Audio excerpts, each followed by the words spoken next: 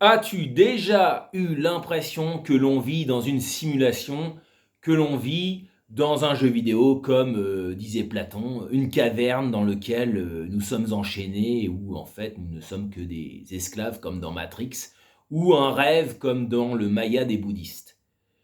Peut-être que c'est vrai, peut-être que c'est faux. En tout cas, si tu aimes aussi jouer dans ce vrai monde où cette simulation a de vrais jeux vidéo, cela sûr à 100%, sur ton ordinateur, eh bien pourquoi ne pas imaginer que nous sommes bien dans une simulation, dans un jeu vidéo, et que bah, tu joues à ce jeu qui s'appelle la vie en tant que joueur, en tant que gamer.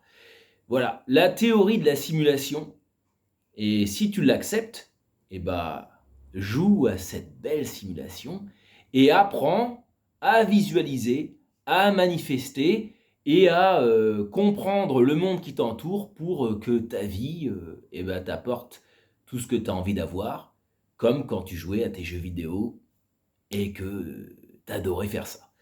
Donc voilà, moi j'ai décidé de comprendre que le monde était peut-être après tout, une simulation, puisqu'il y a même des gens comme Elon Musk qui parlent de ça. Alors je me dis pourquoi pas. Si Elon Musk pense cela, il a l'air de vraiment croire que c'est vrai et que bah, ça lui réussit bien. En tout cas financièrement et au niveau du succès, c'est pas trop mal on va dire.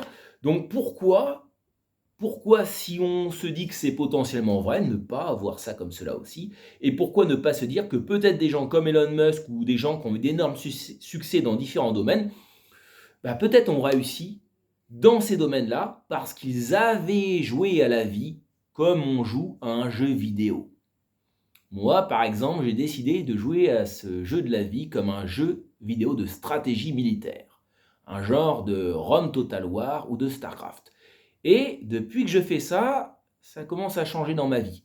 Donc, toi aussi, peut-être, tu as besoin, si tu es par exemple neurodivergent et que tu étais passionné de jeux, que ça soit voilà, des jeux de rôle ou des jeux de stratégie ou peu importe, et que tu t'ennuies sur cette terre en te disant c'est quand même une belle planète, hein, c'est pas mal, mais les règles sociales des gens, la façon de voir le monde, tout ça, ça m'ennuie, moi. Les petites conversations banales, faire, voilà, salut, comment tu vas, bonjour, et tout ça, et c'est quoi ton petit travail, et les petites vacances. Bon, eh ben si tu commences à changer le truc, et que tu vois ça comme un jeu de stratégie ou un autre jeu, et que tu te mets des gros objectifs, et que tu commences à t'amuser à jouer à la vie comme à ce jeu vidéo, tu auras peut-être des résultats totalement différents.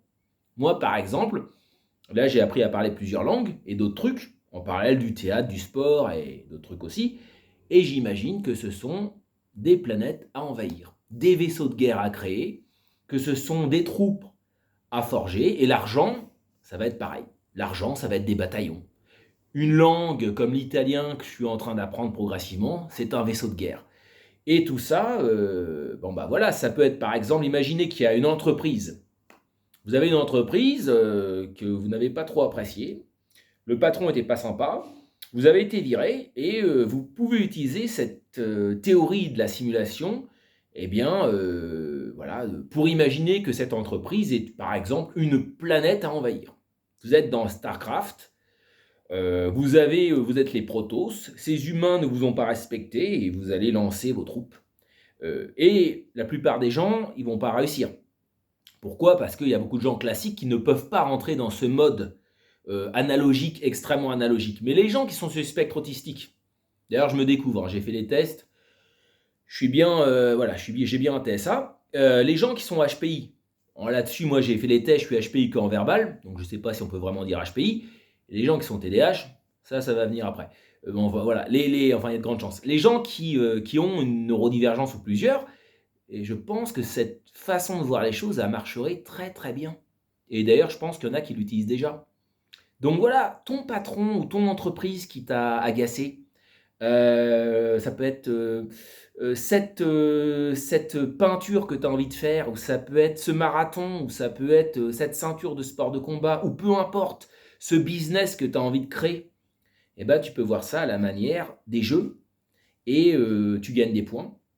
tu crées ton vaisseau de guerre, tu crées tes troupes, peu importe. Tu peux aussi faire changer qui tu es, puisque pour réussir ces projets, parfois il faut d'abord changer qui l'on est. L'être vient avant le faire. Donc, quand tu as un projet, d'abord, deviens la personne qui peut faire ce projet.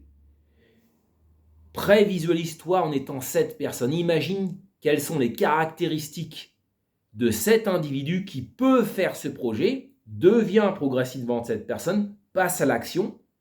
Cette personne te permettra de passer à l'action de plus en plus facilement et au fur et à mesure que tu réussis, donne-toi des points à la façon, dans la façon que tu as envie, en fonction du jeu vidéo qui te fait plaisir. Et voilà, c'est une façon de faire qui est franchement géniale pour s'extirper de l'ennui du travail classique, de la vision classique des choses, des conversations classiques de plein de gens, et parfois d'un passé qui est libre à porter et qui permet de donner du sens là où il pouvait y avoir du non-sens. Il est temps d'envahir une planète. Ils sont